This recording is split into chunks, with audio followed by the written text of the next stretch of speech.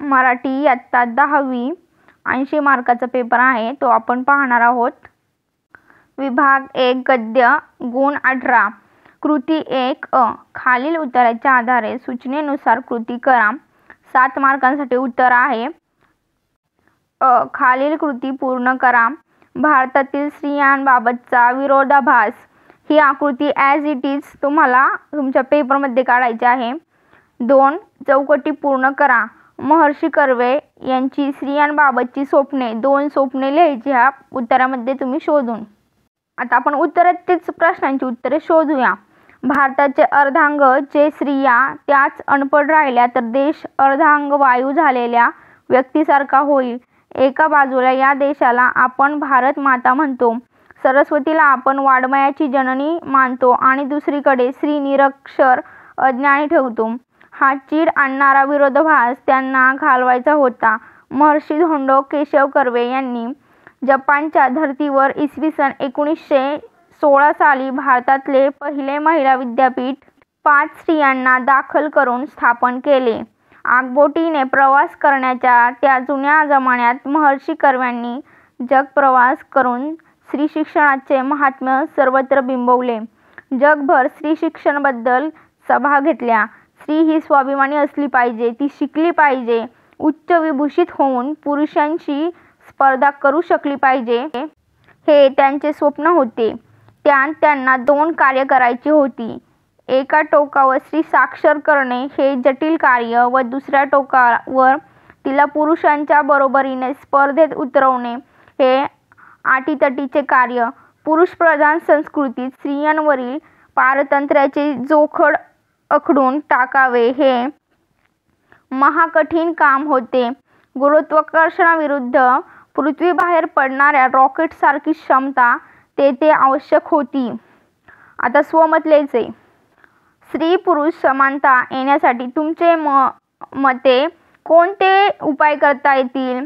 आता तुम्ही स्वतःच्या मनाने तुम्हाला जे उपाय सांगता येतील ते उपाय तुम्ही 3 मार्कासाठी म्हणल्यावर अर्ध्या पेजपेक्षा जास्त उत्तर लिहून तुमच्या मनाने उत्तर लिहायचं, जेणेकरून तुम्हाला 3 पैकी 3 मार्क दिले जातील.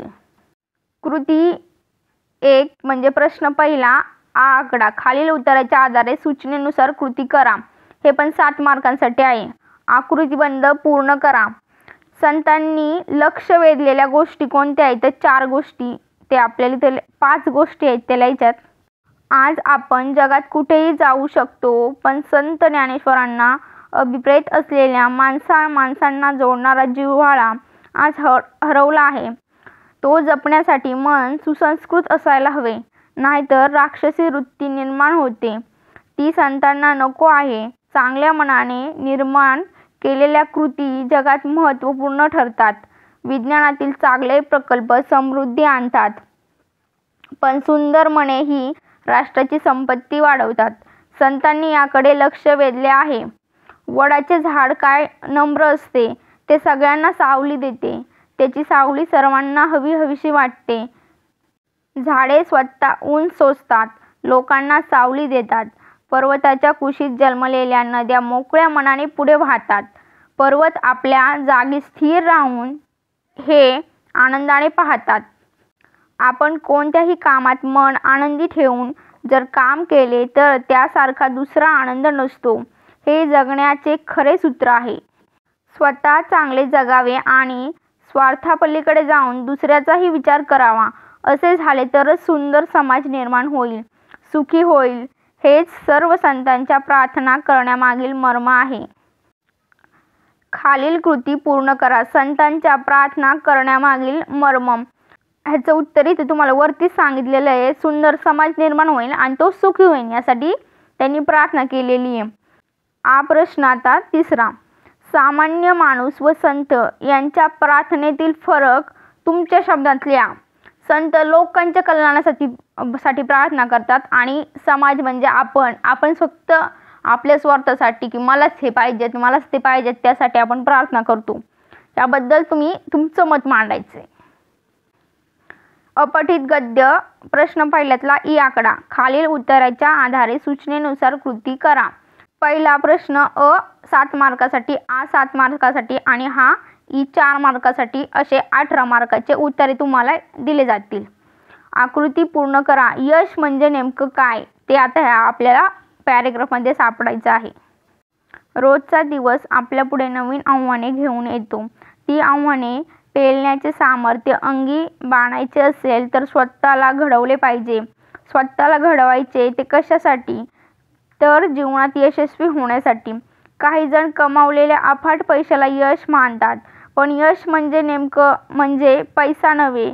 ती फार फार तर यशाची पावती असू शकते. तुम्हाला खूप प्रसिद्धी मिळाली म्हणजे तुम्ही यशस्वी झालात असे मुळीच नाही. तुम्ही अनेक मित्र जोडले, सतत तुम्ही त्यांच्या गराड्यात असतात म्हणून तुम्हाला यशस्वी म्हणता येत नाही. मग यश म्हणजे नेमकं काय? आपण जे उद्दिष्ट ठरवलेले असते ते प्राप्त करणे म्हणजे यश. पहिला एक पॉईंट मिळाला बरं का. आपल्या प्रत्येकाच्या अंगी काही कौशल्य असतात, गुण असतात. त्या कौशल्याची गुणवत्तेची सर्वोत्तम पातळी म्हणजे यश. पहिल्या प्रश्नाचे हे 2 पॉईंट आहेत. उत्तर: यश मिळवणे जितके महत्त्वाचे असते त्यापेक्षा मिळवलेले यश टिकवणे अधिक महत्त्वाचे असते. शिकत असताना चूक होणे काहीच गैर नाही, पण एकदा केलेली चूक पुन्हा पुन्हा करणे मात्र आपल्या प्रगतीतील धोंड आहे. मग यश म्हणजे नेमकं काय? तर जसा विचार तसा दृष्टिकोन. ई मधला दुसरा प्रश्न चौकटी पूर्ण करा. शिकत असताना काय गैर नाही केलं पाहिजे, चूक नाही केली पाहिजेत. काहीच गैर न करणे म्हणजे काय? चूक केली नाही पाहिजे तुम्ही. आपल्या प्रगतीतील धोंड म्हणजे काय? केलेली चूक परत परत करणे म्हणजे आपल्या प्रगतीतील धोंड होय. म्हणजे तीच आपली एक मोठा प्रॉब्लेम आहे. विभाग 2 गद्य 16 मार्कांसाठी. नवीन प्रश्न नवीन पानावर. कवितेच्या आधारे सूचनेनुसार कृती करा. आकृती पूर्ण करा. आणखी थोडेसेचा अर्थ. खोद आणखी थोडेसे, खाली असतेच पाणी. धीर सोडू नको, सारी खोटी नसतात नाणी.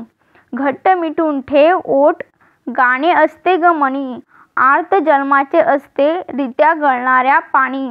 मूठ मिटून कशाला म्हणायचे, भरलेली उघडून ओंजळीत घ्यावी मनातली तळी. जरा लागेलच तिथे खोद आणखी जरासे, उमेदीने जगण्याला बळ लागते थोडेसे. प्रश्न अ तक्ता पूर्ण करा. घट्ट मिटू नयेत ओठ, रित्या गळणाऱ्या पाण्यात असते आर्त जन्माचे सार.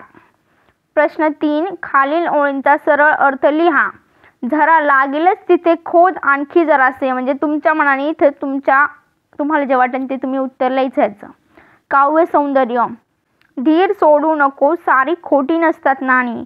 या काव्य पंक्तीतील अर्थ सौंदर्य स्पष्ट करा. म्हणजे ह्याच्यात काय अर्थ आहे ते इथं तुम्ही तुमच्या शब्दात स्पष्ट करायचा. पाठ करायची गरज नाही किंवा तुम्ही एकदा वाचलं ना तुम्हाला जे कळलं ते इथं स्पष्ट करायचं. प्रश्न दुसऱ्यातला आ खालील मुद्द्यांच्या आधारे कोणत्याही एका कवितेसंबंधी कृती सोडवा. वस्तू आकाशी झेप घेरे, हे रसग्रहण तुम्हाला इथे सोडवायचे. कृती ई खालील काव्यपंक्तीचे रसग्रहण करा. ह्याचं तुम्हाला रसग्रहण करायचं आहे ह्या ओळींचं. विभाग 3 स्थूलवाचन. गुण 6 खालीलपैकी कोणत्याही 2 कृती सोडवा. 1 मधूचे कृत्य संवेदनशील मनाचे उत्तम उदाहरण आहे. या विधानाबाबत तुमचा अभिप्राय स्पष्ट करा. 2 पुढील मुद्द्यांवर एक परिच्छेद तयार करा. व्युत्पत्तिकोश, निर्मितीचा ठराव, निर्मितीची जबाबदारी, निर्मितीसाठी अर्थसहाय्य, त्याचे प्रकाशन. 3 टिपा लिहा. जिद्दी लेफ्टनंट स्वाती महाडिक. विभाग 4 भाषाभ्यास. गुण 16. चौथा प्रश्न व्याकरण घटकांवर आधारित कृती.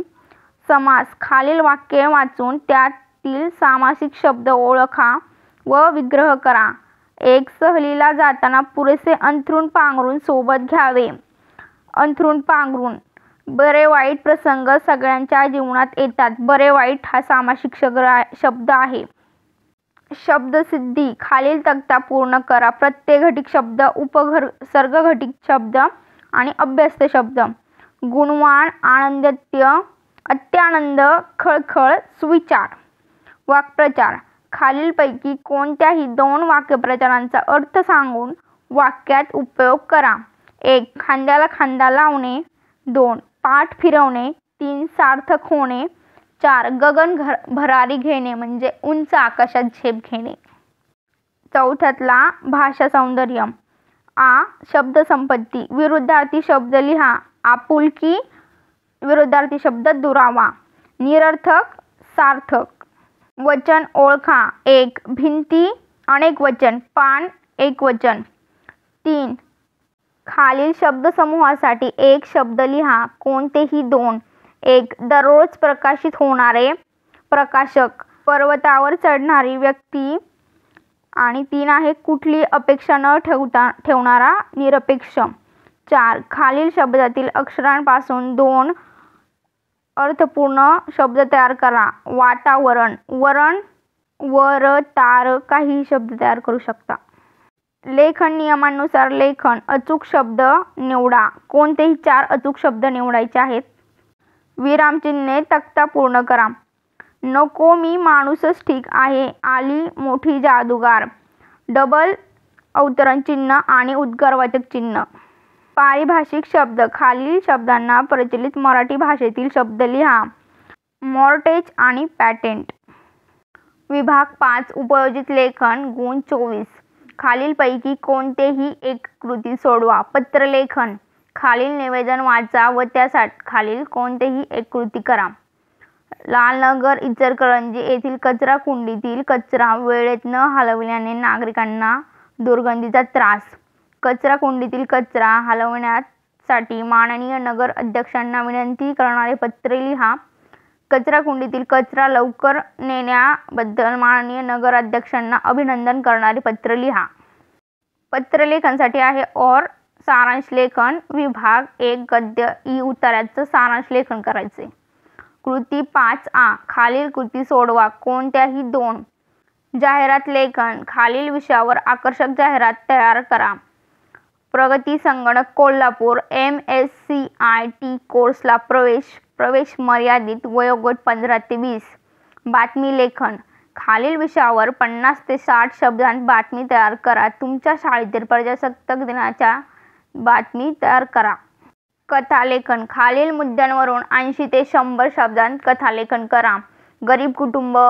पित्याचे छत्र हरवले.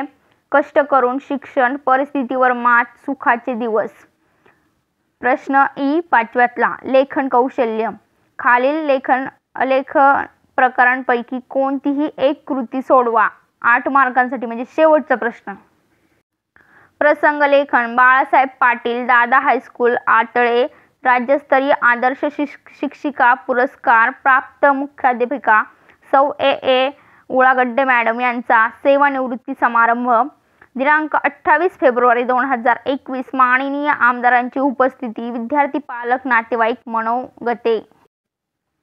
ई. आत्मकथन. खालील चौकटीतील घटकाचे आत्मकथन लिहा. ग्रंथालयाचे मनोगत. आत्मकथन म्हणजे मी ग्रंथालय बोलते असं. वैचारिक लेखन. भ्रमणध्वनी शाप की वरदान या विषयावर लेखन करा. वैचारिक लेखन म्हणजे तुम्हाला वाटेल ते निबंधासारखं लिहायचं. ह्या तिन्हीपैकी एक तुम्हाला जे चांगलं येतं त्याची 2 पानं लिहा. म्हणजे 8 पैकी 8 मार्क तुम्हाला डोळे झाकून देतील. तेच तुमचा 80 मार्काचा पेपर संपलेला आहे. आणि आता पुढल्या मार्च महिन्यात तुमचा पेपर आहे. तर तुम्ही प्रत्येक प्रश्नपत्रिकेची प्रॅक्टिस करा. लिहून प्रॅक्टिस करा. त्यासाठी तुम्हाला ही प्रश्नपत्रिका आहे. प्रश्नपत्रिका तुम्हाला जर PDF फॉर्ममध्ये पाहिजे असेल तर डिस्क्रिप्शनमध्ये लिंक आहे. तिथून तुम्ही तिला डाउनलोड करू शकता. जर काही प्रॉब्लेम असेल तर कमेंट करून नक्की विचारा. आता तुम्हाला या चॅनलवर दररोज एक प्रश्नपत्रिका दिली जाईल. त्याची तुम्ही दररोज प्रॅक्टिस करा. आणि काही प्रॉब्लेम असेल तर कमेंट करून नक्की विचारा.